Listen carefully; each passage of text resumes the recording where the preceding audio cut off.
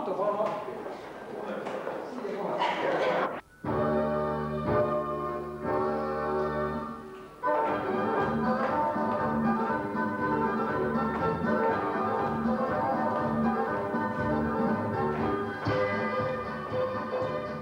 Mina kohtusin Pauliga siis, kui ta oli õpetajana juba kindlasti väga palju kummalisi katsetusi oma õpetajateel ära teinud, nii et mul oli võimalus kogeda oma ala tõelist meistrit, kes väga lihtsate põhimõtetega suutis õpilasi innustada, panna endasse uskuma ja kasvatas julgust kindlasti ka eksida. See oli ka Paulius, et ta andis meile alati ka seda ette.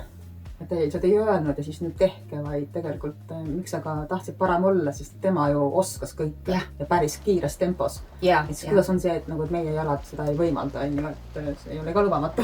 Ei jätnud ruumi hakata endas kahtlema või asju üle mõtlema, et ta nagu hästi uskus sinusse ja läbi selle ka nagu siis ise andsid, mis sul anda oli. Ta kuidagi läbi sellise, ma ei tea, mängulisuse ja rõõmsa oleku alati suutis tegelikult meie käest ikkagi suhteliselt võimatud asjad kätte saada, ma tahaks öelda. Need on päris rasked kombinatsioonid, mida me kõik ära tegime ju. Aga ta nagu ise uskus sellesse, et need on nagu tehtavad. Temaga oli koos turvaline olla, sest see teadmine, et ma ei lahku tunnist ebaõnnestumise tundega. Seal oli alati, sa saad, kui täna ei saa, siis saad homme, et see tuleb rahulikult igaüks omas tempos. Et see täielik mõistmine, et igaühel on oma aeg ja rütm. Minul oli niimoodi, et peale nagu lõpetamist oli mul tükk aega ikkagi niimoodi, et kui keegi küsis, et kelle käest sa oled kõige rohkem õppinud, siis ma alati tõin välja 2 nime ja Paul oli alati üks nendest. Ma mäletan, et me käisime kuskil õpetamas seltskonnatantse erivajadustega inimestele ja see oli väga eriline kogemus. Ja just selle seltskonnatantsu kaudu, mis mulle isiklikult kuidagi ma tegin selle ära, aga selle oma kursakaaslastega, tantsime siin seda Kalle Kustat ja väga vahva, et aga kus on pöörded, kus on hüpped. Ja siis, kui ma nende vaimupuuetega inimestega kohtusin ja nendega neid tantse tantsisin, siis ma mõistsin tantsu täiesti teisi väärtusi, mis ei seisne ainult siis iseenda meisterlikus kehakasutuses, vaid ennekõike suhtluses, koos olemises, koos kogemises, naermises ja lõbutsemises. Mina mäletan siis, kui me hakkasime tantsule tulema, esimest korda me tutvusime päevakeskusel ja see oli 2018, peaaegu 7 aastat tagasi õpetas meile tantsima. Algus meil oli tantsud keerulised, aga siis õpetas meile rumpa tantsima ja tango.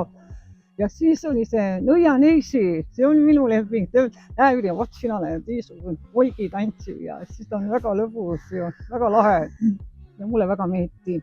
Algul ma ei osanud tantsida, siis Paul ütles, et ära tee valesti, kus sa lähed nüüd, et õpi ilusti, et sa teed mul sinka-vonka.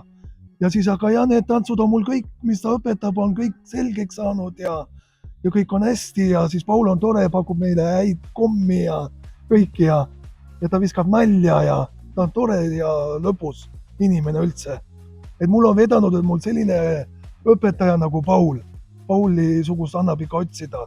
Mina sain Pauliga hästi läbi tantsu ja seal, kus me käisime seal tantsimas ja mina sain hakkama ja kuulasin Pauli, saime hakkama ja siis oli hea tants ja mõnda ta veel hea tantsu.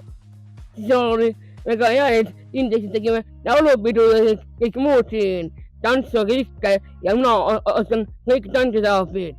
See Paulika on väga hea tantsusid teha, kui ma veel ei osanud teha ja siis, kui ma hakkasin käima tänu Tiinale, hakkasingi seal Pauli juures tantsimas käima, sest Tiina ütles, kas sa tahad käia tantsimas, ma ütlesin jah, tahan ja siis ma hakkasingi käima ja nüüd siiamaani mul meeldib. ja mulle meeldiks, et ta veel neid tantsusid teeb ja uusi tantse ka, mida ma ei oska veel teha. Mina tutvusin Pauliga esimest korda siis, kui ma olin akadeemias, ütles, et ära nüüd väga rahmenda, et õpi nüüd ilusti, et niimoodi ongi, tehakse tantsu, et peab alati õppima. Ei ole vaja kuhugi tunnustada, ei ole kuhugi. Ja minule meeldib Pauli tants ja mul meeldib alati tantsimas käia, sest mina tahan tantsu. Ja mina tahan, et ta teeb erilisi mänge edaspidi, et ta ikka meiega jääks ja oleks ja jõudu talle raskes töös ja edaspidi tahaks ka tantsida. 1, 2, 3, 4, 2, 2, 3, 4, paus, 2, 3, 4. Naerata.